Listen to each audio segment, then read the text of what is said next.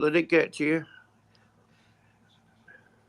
Good morning, good morning, good morning. And the sun is shining down here in Staffordshire. A very good Sunday morning to everybody. Welcome to Understanding Spirit. I hope the sun is shining where my dear friend and colleague David Parry is. Good morning, David. Morning, Alan. And actually, it is. It's a gorgeous day on the mystical Isle of Bute. It's sunny. I'm looking at the sea. I'm looking at the ferry. Leave our little port across a sapphire-coloured sea this morning. And all is well with the world so far, at least up here. What about yourself? Well, just before I go into that, it's my granddaughter's Isabel's granddaughter's 16th birthday today. She lives up in Essel, up in Yorkshire, and I phoned her to wish her happy birthday. And I said, "What's the weather like up there?" She says, "It's grey and miserable, Grandad." I said, "Well, long as the sun shines for you, that's all that matters." Yes. What about me? Yeah, I've just been talking to you off air, haven't I, David? Right now, listeners out there, right, who find things going wrong and they can't quite understand why. Think about the gremlins, think about the demons, the entities, the elementals. They're all having a good time at the moment, I believe, worldwide for that matter. But on a personal note, right, for a couple of months now, on our vinyl kitchen floor, we've just been having these black dots appear, and you have to get the dustbuster and get them up and that, and been linking in, clearing negative energies and that. Anyway, this morning, I went to town this morning. I always come down normally first, make a cup of tea for both of us, take them up, take one up to, for me and for Anne, and then get yourself ready, come down. I'm the first one down after that, and all across the floor, I don't know how many there was, a couple of dozen or more. All these black spots everywhere, absolutely everywhere. Yeah, got them all up and that, and they keep coming in, but it's not a trail. So you can't turn around and say that there's some creature or something coming in and trailing that. They're just there in one spot, and then you get rid of them, right? So, and then you get annoying things happen, like just daft things. Like I get an egg, just fetch it out, and it breaks in my hand. These are silly things, right? But once you get one thing after another, it starts to wear you down, David. So yeah, we're going to have to have a big clearing around our house today after we finish this program. I think they are certainly trying their best to wear us down, David. Morning, Dave Moriarty, who is giving comments, wishing a happy birthday, as well as saying, "My goodness," with a shocked face. Yeah, I mean, they're trying. Thank you, David. Thank you, David. David Moriarty, thank you so much. Yeah, they're trying it with us too, Alan. Whatever these forces, energies are, whatever their point of origin, yeah, we're going through it at the minute. As you say, it's worldwide, on a number of levels. I mean, things are far from at ease at the minute, and hardly anybody wants to do anything about it, by which That's I true. Normally mean take their lives into order and have some responsibility, because that's always the best way of clearing the decks. Well, I think spiritually wise, I think life at the moment is chaotic. I do. I mean, good will always overcome evil, but the evil will give us a run for the money, won't they? Until we sorted them out.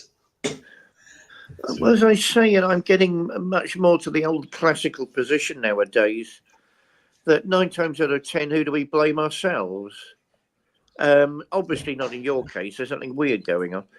But if you look at sort of the drunken culture, I've enjoyed in the past a good drink with the best of them, but I was never part of the drunken culture. I'm sure you know what I mean by that difference that seems to plague our country at the minute. I say plague not because I'm a party pooper. I hope I'm not a party pooper, but because when I used to do such things, it used to be accompanied by talk of books and art and having a good time with friends, not going out looking for trouble and trying to find out who we could beat up. What do you think, Yeah. Evan? No, you're perfectly right. I agree. Just before we continue with that, anybody who's wondering what happened to me having my last injection courses last Monday, they were absolutely incredibly good. Um, I got to the hospital at 9:15. My appointment was for 9 o'clock. Anne's cousin Linda took me because Anne doesn't drive. And I was back home for 10 to 10, done. Incredibly quick. And I thank the nurses and the lady who did the injections very much. And I said, can people complain about the NHS? I said, but I can only speak from personal experience. I said, I think you're just all doing a wonderful job. And thank you so, so much. And I think I was quite stunned that somebody actually took the time to say thank you to them. But yeah, I've now got to go back sometime in September to the clinic, I suppose, for them to check and see how I'm doing. So anyway, I thought I'd let everybody know about that. Oh, I think it's very important, and congratulations to you. Thank you. And I mean, I'm sick of people attacking the NHS. I mean, we all know what's wrong with it. We all know what's wrong. Let's also remember what's right with it and why it started. I mean, it started basically in its present form after World War II because poor people were insisting on a point of access for healthcare. I'm sick of people thinking this country is run on American principles. It's not. I mean, they're trying to make it that way, but at the moment, it still isn't. And the analysis of what the NHS is incorrect because it's based on false premises, or rather American premises that don't actually apply here at the moment. And I'm absolutely sick of it. And if the Americans think it's pointless and hate it so much, why do they want to buy it lock, stock, and barrel? What do you think, Emma? Yeah, well, actually, this isn't quite the NHS, but it's to do with medical side of it. Anne and I last Thursday, just gone, a couple of days ago, went for a 6 months dental checkup. And our normal dentist, who's a family friend, is away. She isn't there. So okay, it's August, and there's a lot of dentists away on holiday, and they get locums in and whatever. Anyway, we went in, and there was this Oriental woman dentist, and I say Oriental because I don't know whether she's Chinese or whatever. Anyway, but Oriental, and all she was interested in was trying to get extra money out of me, and Anne for that matter. And Anne and I went into the room together, and she says, could I just about understand what she said. And I mean, you have a checkup, and they give you a scale and polish. That's part of your £27 and so odd pence thing. So she opens her mouth and looks at it, says, "You've got gum disease." I said, "Yes, I know I have." I said, I will do a deep clean, and that will cost you £75 today. I said, "No, it won't." He said, "What?" So I'm paying you £75. I'm on the NHS. So I looked at the other woman with the nurse, whatever, with her, and he says, "You won't pay it." And she shrugged her shoulders, basically. So all she did was get the little prong thing in, took off a bit of uh, plaque, hardly any. They says, "I'm going to rub this onto your gums." I say, "You're going to charge me for that then, are you?" And she said, oh, no, no. Anyway, I was out the chair in less than 2 minutes. And then Anne's turn, she's got a tooth that's worn down and it doesn't give her any pain, never any problem. Says, you got a tooth that's worn down there, needs to come out. I said, no, it's not coming out. I've got no pain. So we was driving back home and I could feel this lump on the back of my tooth.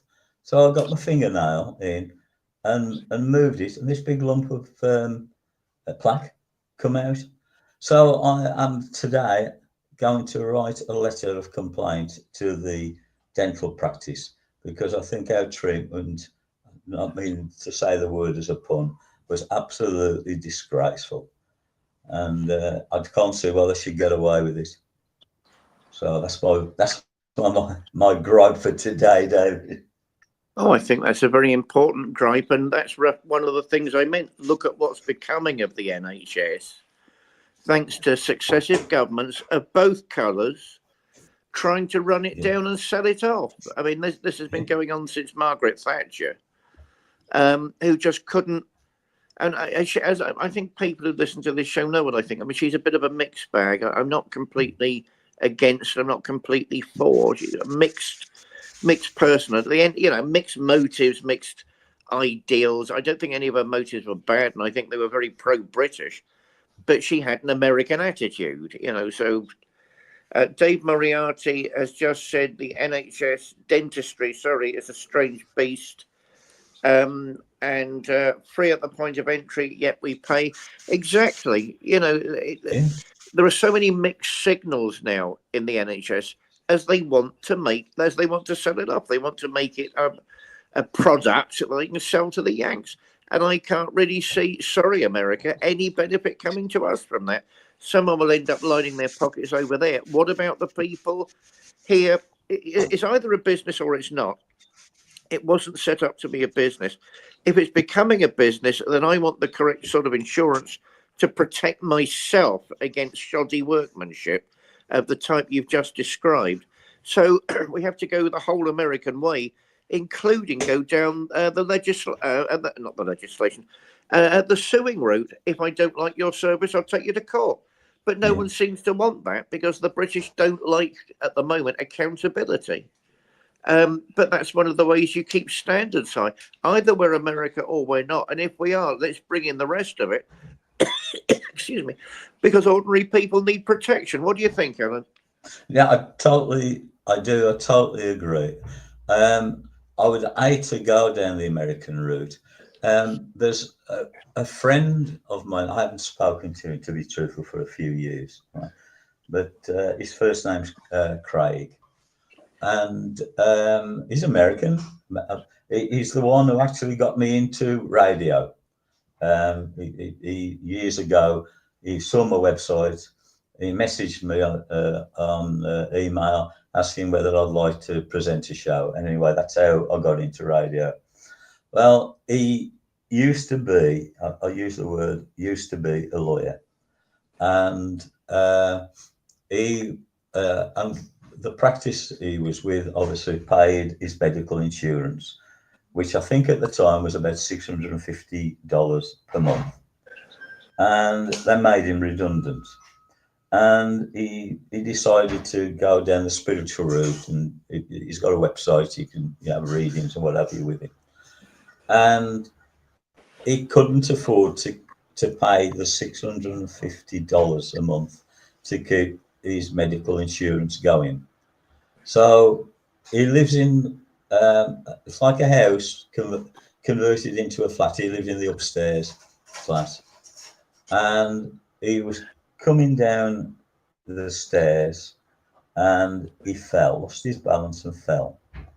And he had serious injuries. He was rushed to hospital and they treated him. He was in hospital for a few weeks and then went home. Then he had a bill for $80,000 land. And I don't know whether he's paid it off yet, but he has to come to an arrangement to pay them so much every month to pay off $80,000 for the medical treatment. So I don't think we want to go down that route, David. No, but at the risk of upsetting you, Alan, that was a Tory policy to slowly sell it off Yeah, and usher in the yeah, American the view of it all. yeah. And that's not said to upset you, but we've got to Well, don't realise we're upset all me being at all. taken. We're all being taken for a ride. Again, no matter what the colour, so-called colour of the party is, we're being taken for a ride. And until ordinary Brits say enough is enough, nothing much is going to change. No, you're right. Nothing is, and and people listening might think to themselves, "Well, hang on a minute. The show's called Understanding Spirit, and so what's this got to do with spirituality?" Well, personally, I think it's got a lot to do with it, because it seems as if in the quarters of life that rule us, the idea of spirituality has gone. Caring, in a sense, it's all about the bottom dollar, the bottom pound line. So where's the spirituality in that? The caring. Tell David and the listeners another thing. They kill the plants in the garden. Right. So Dan's just bought me a cup of tea, and she said to tell you that they're even attacking the plants in the garden. Oh, leave the lovely planches I alone. know. Leave the lovely We've got a planches lovely alone. garden. Seriously, we've got a lovely garden. We really have. It's right. You don't hear me like this very often, but I'm having a morning, aren't I, David? Well, you're not at your Jimmy Young best this morning, but No, they're that's all right. necessary too. They're necessary too. Ah, dear. Yeah. So I'm not saying majority of people aren't caring, aren't good people. Of course they are. But what tends to happen is that the minority hit the headlines and cause the biggest amount of upheaval than the good people do, that the good acts do. I remember years and years ago, one of our TV broadcasters, I just forgot his name now, was absolutely fed up of the news just being full of bad news. And he said, why can't we have some news? He says, even if it's about a cat stuck up a tree being rescued by the fire service, why can't we have some good news? Why is it all got to be doom and gloom all the time? I think he had a point. Well, I mean, again, who's to blame for that? Us. The ratings go up if it's bad news. More people pay attention because it's a bit of entertainment. The cultural level of this country has sunk downwards and downwards and downwards. Sorry, America, under American influence. There's a clash of worldviews here. That's not how the British look at the world. This is how the Yanks look at the world. Everything's about your bottom dollar. And neither of those views are particularly Christian. And whether people like it or not, basically the values that we've held dear to us for at least 1,000 years originated in Christianity. Therefore, people have thrown out the baby with the bathwater. Let's not talk about church and all that sort of stuff. But do you really know what you're throwing away? And the answer is people don't. And at the moment, they don't care, provided they're drunk. I want to go at the paranormal community this morning, so you have to forgive my rant, Alan. There are certain prominent people in the paranormal community who I suppose should remain nameless, who are talking about the preposterous notion that the paranormal is becoming a new religion. Well, clearly they know nothing about religion and have never set foot in a church, because there's so much more to religion than going ghost hunting. I can't even remember that as a part of religion, to be honest. Then they seem to realise, oh, it's all about experiences. So is eating breakfast, and no one's making that a religion. I've never heard such nonsense in my life. And it's partly, again, to do with not realising the source of values. Values are how we treat ourselves and each other in our local communities, and then eventually globally. They're not just things that people want to or don't want to talk about, which again is ironic. what do people think is behind the scripts for EastEnders or Coronation Street? They're all moral dramas, people being Yes, they nasty are. or nice to each other. Therefore, what do they think is going on? And why can't they connect the two? Because, largely because they don't want to. Why don't you want to? Because you don't want to be accountable for anything. Oh, I'm a real bitch. Oh, how nice for you. Yes, right. People need to start stepping up to the mark and realize what they're saying. If somebody said, I'm a real bitch, personally, I wouldn't want much to do with them. It's Yeah. about growing up and taking some responsibility. What do you think, Alan? Couldn't agree with you more there.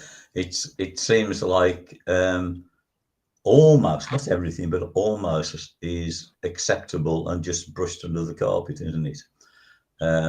It's only I mean, even down to things like house burglary or that type of thing.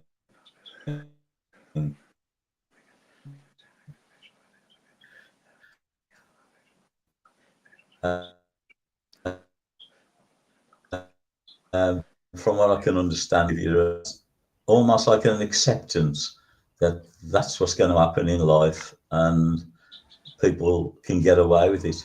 And it's only if somebody actually gets caught doing it, and then when they go to court, they might just get a slap on the wrist.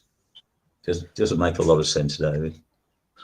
Well, nowadays the focus seems to have shifted again. It's an American focus, not our British focus, to who you like and who you don't like, as opposed to who's right or wrong.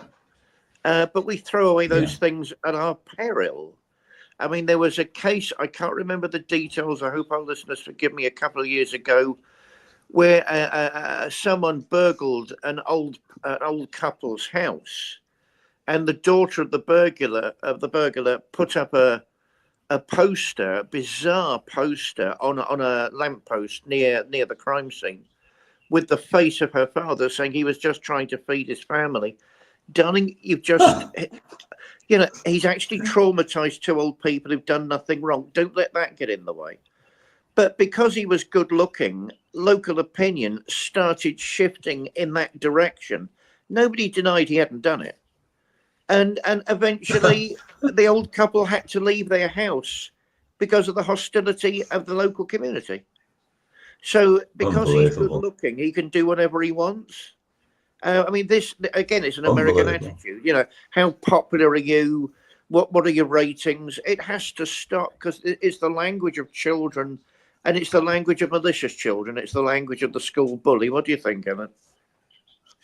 Well, I think that's it. I would say unbelievable, but unfortunately, this in the society today, it is believable, isn't it? But again, it's Yeah. not acceptable. When if people want to behave like brats in a schoolyard, please they don't want to take the consequences. What amazes me about the modern world is they like their so-called freedom. Freedom to behave like a brat isn't freedom. It's called being abandoned or uncontrolled, and it's also called having no self-respect. But you can't avoid the consequences, and that's the bit they don't like. There are consequences to these things. Grow up, Britain, and start seeing some sense. What do you think, Ellen?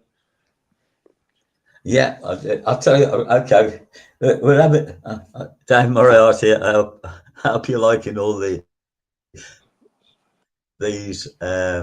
What's the word?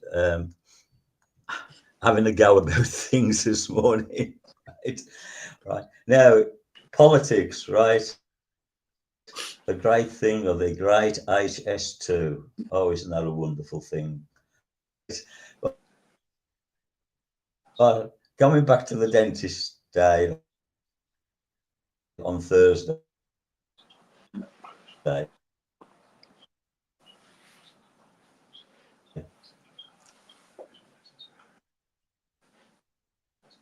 When we came out of there, go to get on the and work our way back round. Biggest mistake of our life. Joined a queue up to an island. I thought, oh, it's a queue up to an island. No worries. At about no, about 20 past 3, something like that in the afternoon. And we were stuck. And we got to the massive traffic island that is for the M42 and the toll road and all that. And we were stuck, and we were stuck, and we were stuck, we were stuck. And then the rover, the oil warning light come on. And I thought, oh God. So we were just stuck there. And then, before that happened, there's this big Arctic on the middle lane was trying to get over to the outside lane where we were. So I held back to let him come in because he's too big to argue with. So this bloke in this car, 2 cars behind me, come running down, shouting at me to move forward. I couldn't go anywhere. And then he disappears. And then we go a bit further around and the oil light comes on. So I phoned Nick, who does my cars. He says, whatever you do, Alan, don't let it run out of oil. Your engine will be devilled up. And I said, got any oil with you? So I don't think I have. And I said, yes, we have. We've got some in the boot. So fortunately, I've got oil with us. Put the oil in there.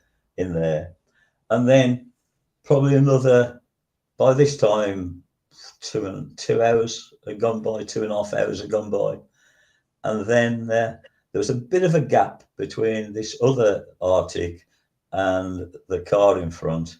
And the outside lane was running free because it was going the way that nobody wanted to go. So I managed to squeeze out, double back of myself. We left the practice at 3 o'clock. And we got back home here at 10 to 8 on the evening. What a wonderful afternoon. And that was all down to the wonderful HS2, all the works being done, closing the roads off, causing absolutely mayhem. So, and what for? So people can get from Birmingham to London in 20 minutes quicker. Isn't that wonderful, David? By God, do I want to get to Birmingham quickly? I don't. That's another. But I went there once. It was shut. I mean, oh no, right. Good curries in Birmingham. Good curries in Birmingham. I love that bull they've got. That metal bull. I think that's great. Yeah. Dave Moriarty has just said, I saw a post online a few years ago. It went something like this: if an unattractive person has the nerve to ask people out, they're creepy. If an attractive person does it, they're a charmer. That is exactly what I'm aiming at. That is exactly what I'm aiming at. You know, and also whoever said that really does need to bloody grow up. I mean, you know, are they a Gainsborough themselves? Yeah, I don't know. There's something so ridiculously juvenile in Britain at the minute. It wasn't there when I was growing up. I'm sure it wasn't when you were, Alan. You know, and we weren't all slaves, and we weren't all stupid. No. You know, and it's coming from America, the ultimate juvenile society. You know, let me get back to my rant for a minute. The person who's trying to convince everybody that the paranormal is a religion, then we'll get to Birmingham, because I like a go at Birmingham. The person who's trying to convince people about the paranormal. The Sermon on the Mount, the 8 Beatitudes, are the essence of Christianity. So what do they basically say?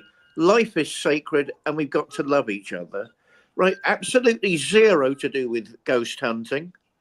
You know, I mean, if you're going to comment on things you don't understand, at least be apologetic and not rude and pig ignorant in public. It doesn't become you, because it doesn't become anybody. I'm getting sick of this. You know, I never went to school, but I'm proud of it. You really? You know, I've never read a book, but I can live with that. Well, nobody else can. You're pig ignorant. You know, I mean, I'm getting sick of the disempowerment of the working people of this country. I didn't say working class because I try and avoid, I'm using it more often as a word these days, but I'm not actually trying to talk about anyone who works as a worker. I don't think, you know, if you're a miner, you're a worker, but if you're working in an office, you're not a worker. That's just not true, and particularly in a day and age like ours. Anyone who's on a payroll is a worker. There are certain people who aren't on payrolls. who own the shop, right? And then we can start talking about distinctions and differences. And I'm one of those people that thinks if you've made your money, good luck to you. What I'm against, I suppose, is the people that haven't made their money, but then want to tell us all how to live, and the fact we should live with austerity. How dare you? Lord Snot's inherited untold millions, and he wants us all to realise he can't afford to pay a decent wage. No, no, no, no, no, no, no. Yeah. That's when the trouble starts. But in terms of unnecessary political initiatives, in terms of ruthless political initiatives, because we're sort of aiming at that this morning, and unnecessary developments like new roads between London and Birmingham. Was it necessary? Was it good for the environment? Who benefits? We've got to start asking questions that benefit us and our communities. The modern Christian, again, it's American Christianity, not all of it, but most of it. I'm in the right because I've got a couple of ideas in my head. I've got a view of dogma, and anything you say that benefits the community is communism. Well, apart from the fact that is big ignorant, are people not allowed to make decisions that benefit their local towns, their local cities, their villages? I mean, why are you saying that's wrong? Because somebody somewhere is going to make a packet out of it, which is why. But how dare you? I rather like the idea that we can make a meaningful contribution to our lovely island, where we, our new home, as I tried to do in London, as I know you do in Wolverhampton. This has to stop. The false Americanization of Britain needs to stop, because it's not real Americanization. The real America is from ordinary working people from across the globe who went there, and not always in the most moral of fashions. I mean, we can't ignore what happened to the Native Americans, and we shouldn't do. Shame on us if we're trying to. But there's a clash of two goods there, not a good and a bad. That's the trouble. Ordinary people went for a better life, which says a lot about Britain and Europe. It was so bad here, thousands of people decided to leave. The big old-fashioned joke. All of our religious lunatics went to America, and our criminals went to Australia.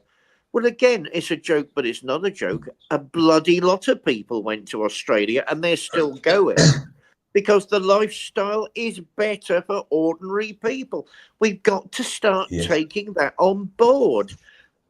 Thousands and thousands of people are leaving because life here simply isn't good enough if you're an ordinary person, but absolutely great if you're one of the owners of the shop. What do you think, Alan?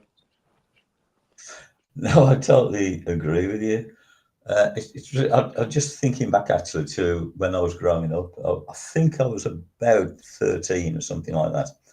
And my dad worked for Josiah Parks, which was Union Locks in Willenhall.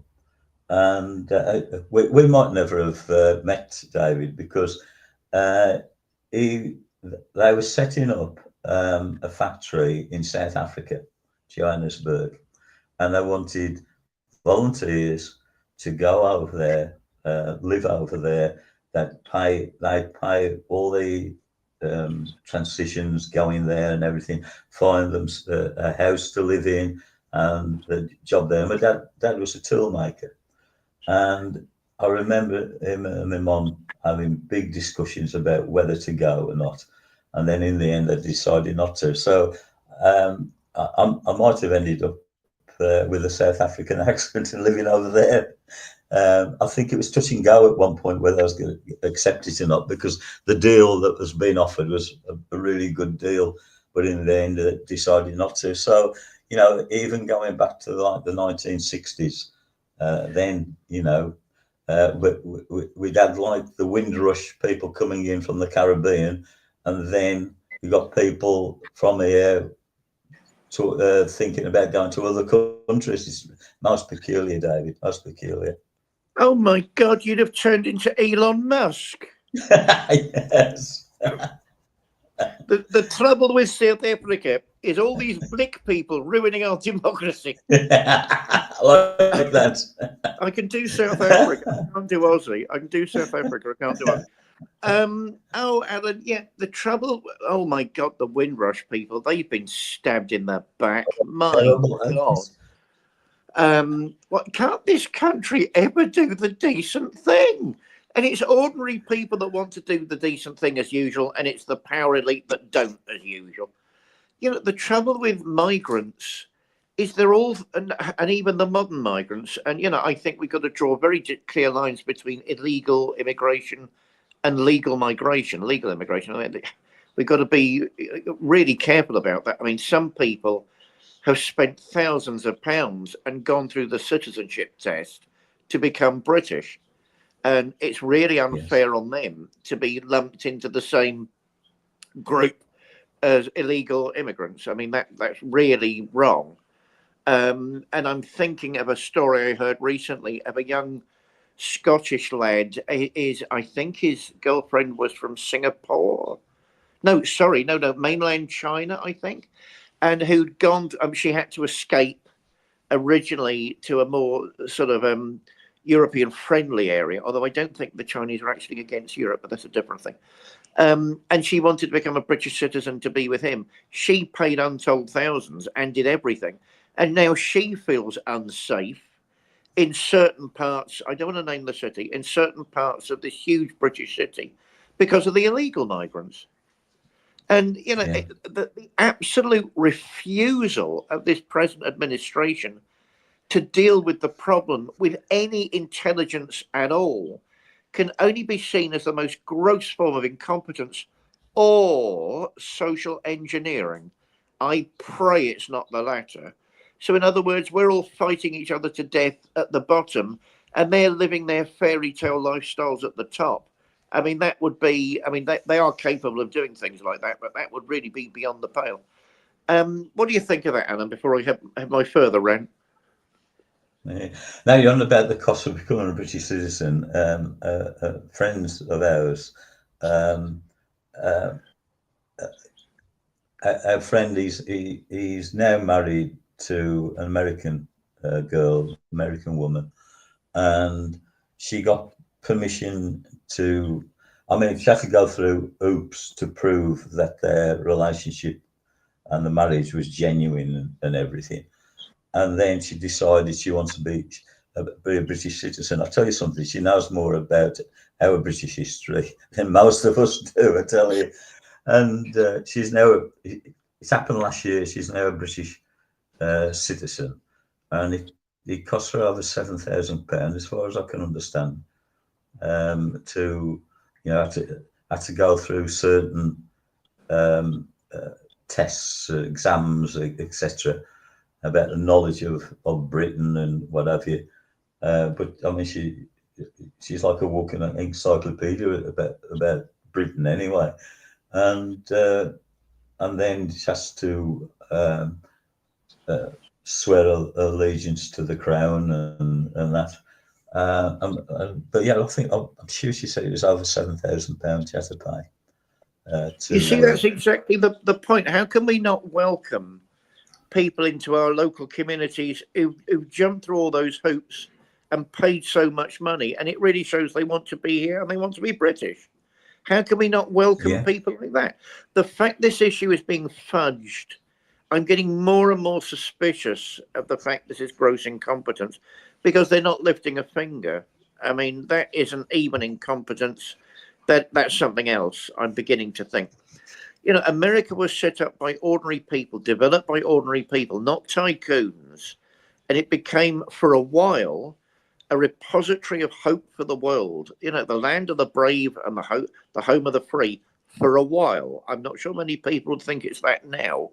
But that's, you know, when America was worthy of respect much more than it is now, those were the values that they held. And it was a beautiful place for a while. In Britain, the trouble is the migrants come, as far as I can understand, with an image of Britain in their mind that is at least 50 years old. Therefore, they're coming to a Britain which actually doesn't exist.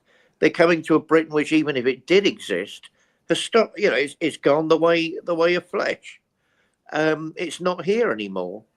So and also too many people, unscrupulous people, are making money, trying to sell them, the image of a ridiculous type of Britain where everything is thrown at you immediately and you become the king in 2 weeks' time.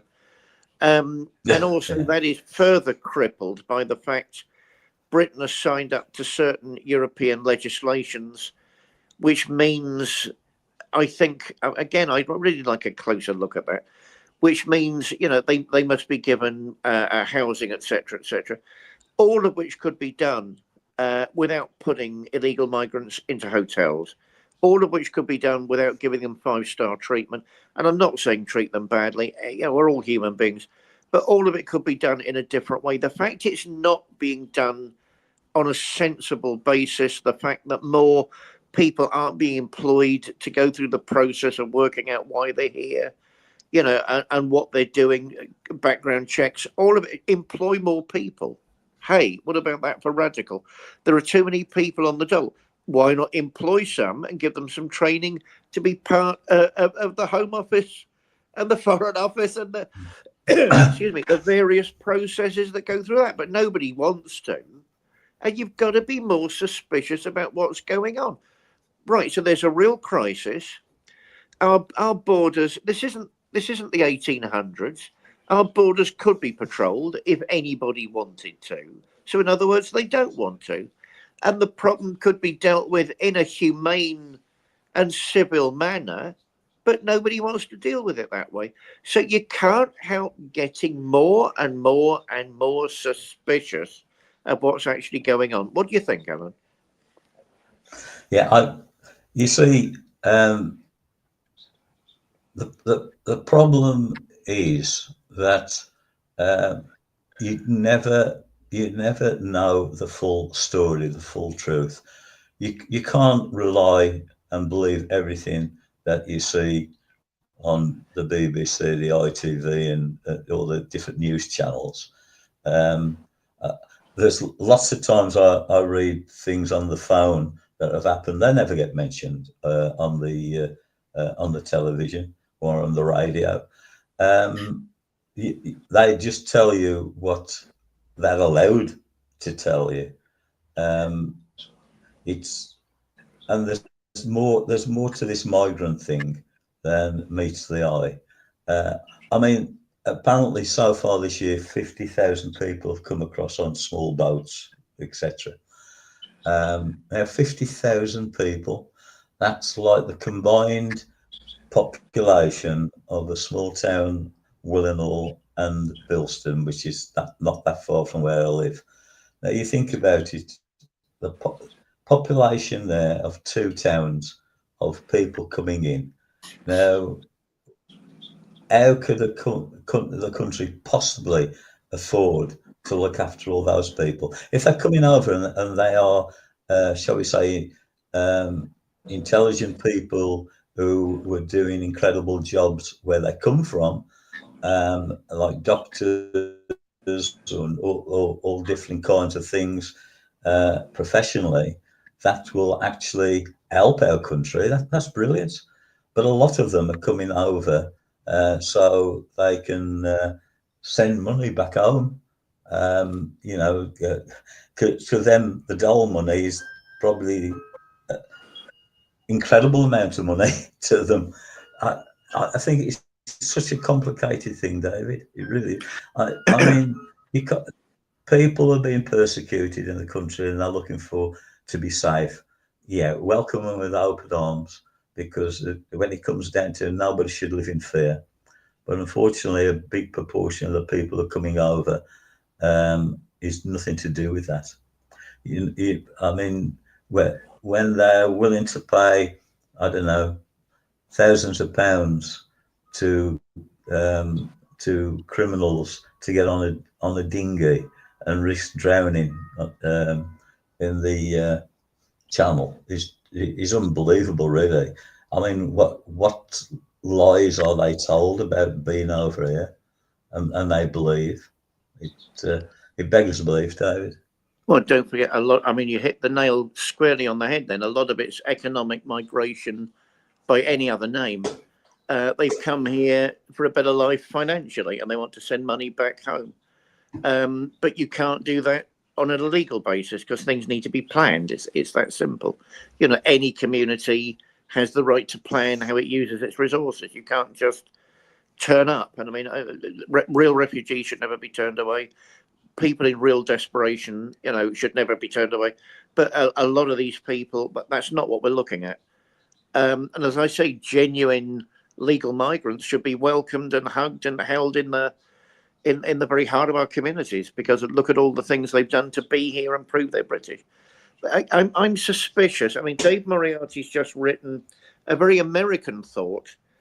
He believes Labour's encouraging the migrants for their votes.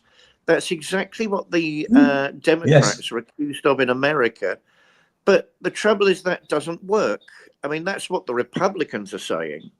But if you ask all these Mexican migrants who they'll vote for, they'll want to vote for Trump.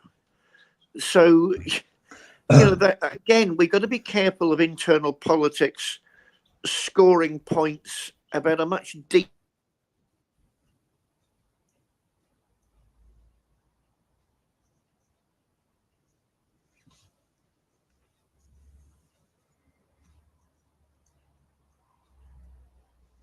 Hello. Hello. Hello. Hi, Alan. Can you hear me? Hello. I can now. Well, I I don't don't know know, what because we happened thought there. we'd sorted out the 3/4 of an hour issue, but apparently it's still happening. I Yes, don't know why. So I'll finish. I'll finish my that's rant. really strange. Well, you know, there are no socialist politicians in this country. You must be anyone who thinks Starmer is a socialist is deeply deluded. Anyone that thinks the modern Labour Party has anything to do with socialism is very deeply deluded. Rather like the Tories have nothing to do with traditional conservatism. You know, That's they're right. all managers nowadays for the big corporations. I think we touched on that before. And the real global elite, there is a new feudal class, the billionaire class that you know, say what they want and it gets done. We live in a very different political reality now. All of the innovations, all of the progress, and they all came from the Yes. liberals, people like John Locke. You know, that everyone was worthy of a decent life, that everyone deserved a house over their head, that everyone should have the freedom to live as they wanted to. All of that's gone, or at least it's going. I think it's gone. Um, you know, that's really what's going on. A new class war is breaking out, but it's between the billionaire class who started it and everyone else that doesn't want to be controlled in this way. Dave Moriarty has just written, yes, I believe want the migrants for votes. Oh no, I just read that out, didn't I? Sorry. An ex-MP gave the antidote that he went to an Islamic couple's house. He asked her how she intended to vote. She said, "You'll have to ask my husband." I suspect that's true in most British households, no matter what ethnic background they're from. Yeah, if they can be asked to get out the pub and vote at all, which isn't probable, uh, the little wifey still tends to do what the hubby says. I mean, I don't find that particularly a characteristic of an Islamic household. Um, you know, I mean, and also great if that's the way they want to live. What's wrong with that? I'm a classical British liberal. I think libertarianism, when it's correctly understood, is what they used to call the old liberalism.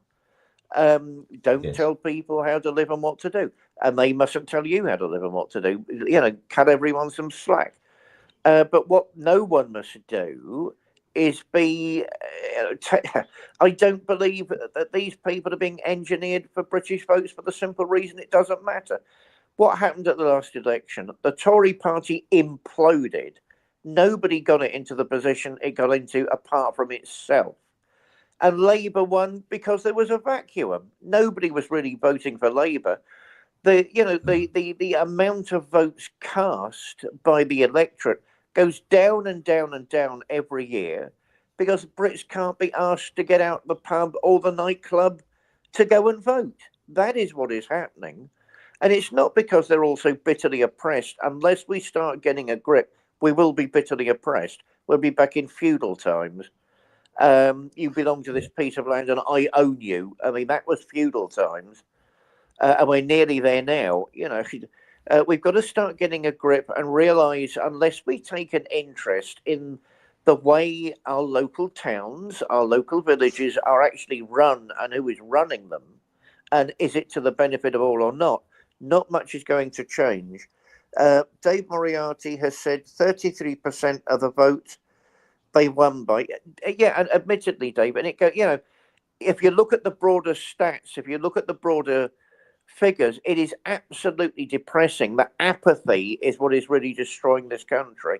And the fact is apathy from the mindset of malicious children.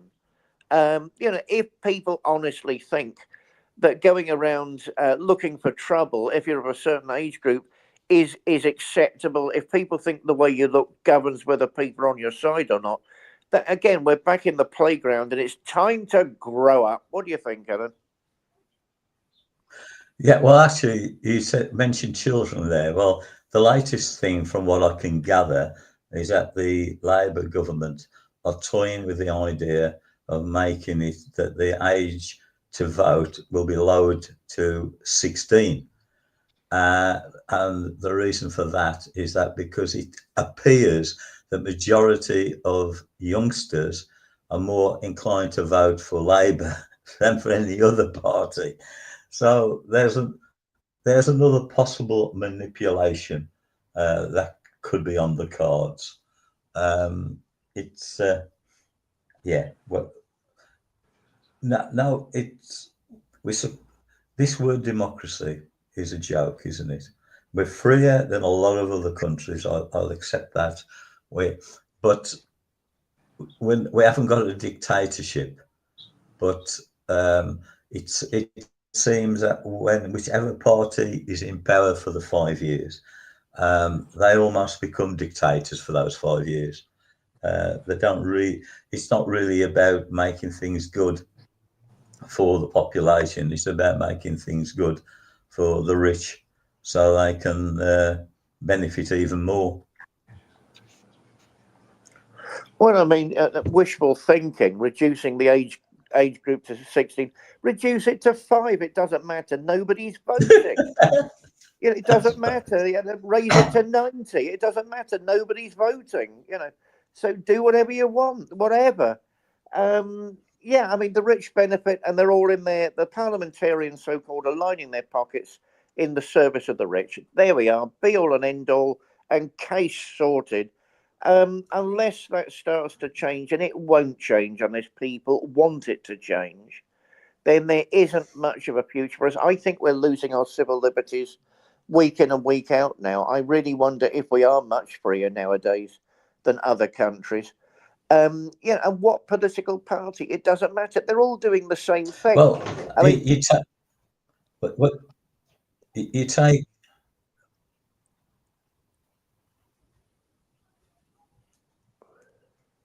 Hello. yeah. Oh, Hello. you were saying, Alan.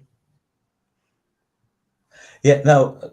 If you take Oxford, for example, they brought in, from what I can gather, they brought in a system there that if you live in Oxford, you've got a car, then you're only allowed to go to different parts of the city so many times or something. I don't quite understand it. It's like they say is to limit the amount of traffic that's going into the city, but like from suburb to suburb, that they're only allowed so many journeys, and they've got cameras everywhere. I mean, I've never heard anything so ridiculous that you can only drive in what that's, to me, it's crazy, David. Well, so much for your theory that we're all still free. I mean, that's what they do in China. Um, no, I think we can expect a lot more of that. I mean, ecology is an incredible science, and we need to take it a lot more seriously. And climate change is a vital issue. We've got to study and a lot more carefully. And yes, something's going on. Nobody doubts that. The argument, if it's a real argument, is about whether these changes in the environment are man-made or not. And that gets incredibly complicated. The point is, nobody denies climate is changing. So, is anybody making provision for that? No, because there's no money in it. I mean, we've got to start thinking, how do we want to live, and, what happens next? In China, they like using ecological reasons to limit personal travel. But of course, so did the old Soviet Union, only they didn't like excuses. You're not making loads of trips, comrade, because we're telling you not to. You might get crazy ideas in your head about freedom. I mean, really, that's what's going on here. We can expect a lot more draconian laws being smuggled through the system, pretending to have ecological concerns, when really it's about control and keeping people under wraps. You know, the person I was attacking this morning, who wants to make paranormality a religion, apart from the fact they need an education, also said recently that he wasn't into politics normally. Well, in other words, you've no sense of responsibility in two of the most important areas of life instead of just one. And I'd say probably the two most important. Grow up. Grow up. The world isn't here about you. It's about us. It's about us and you, not just you. What do you think, Ellen? Yeah,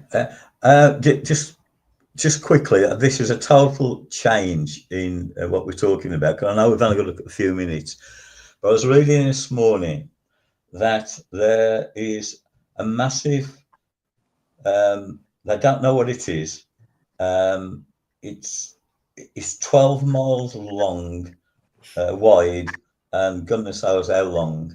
And scientists they've found it right in the distance, and it's traveling at 350,000 miles an hour. 350,000 miles an hour, and it's heading towards us. They classing it as a close miss. Could it be 152 million miles away when it gets here in December? And they're convincing themselves that it could be a visit from another planet, that it could be aliens coming to try and figure out what's going on our planet. Gotta help them. I think I'll turn around and go back. It just sounds to me more like they'll be in time for Christmas shopping. Yeah. We're going to Sainsbury's to do some shopping. Alan's just said they're probably coming here to go to Sainsbury's to do some shopping. Well, it develops my point about the Christmas. Over there here for December, it's Christmas shopping. That's right. You can get some good deals in Sainsbury's about that time. Well, obviously, they're a very superior race of aliens. I mean, they've got their heads screwed on. That's right. Oh, dear me. So, perhaps in December we might know. Who knows? Anyway, we've actually run out of time, David. So, I must admit, it's been a different show, isn't it? It's been a different one. But if anybody wanted to get in touch with you, David, how can they do that? Sadly, I'm still a tart because I don't have a secretary. It is me on Facebook. It's not a bot or somebody I'm paying. So I can most of the social media platforms. I'm trying to limit my spread, but I'm on most of them. I'm easy to get hold of if people want to get hold of me. Okay. And if anybody wants to get hold of me, understandingspirit.com is my website. And just like David, yes, I'm on social media. So until the next time, it's as that comedian used to say, it's good night from me and it's good night from him. What's morning, actually. Bye.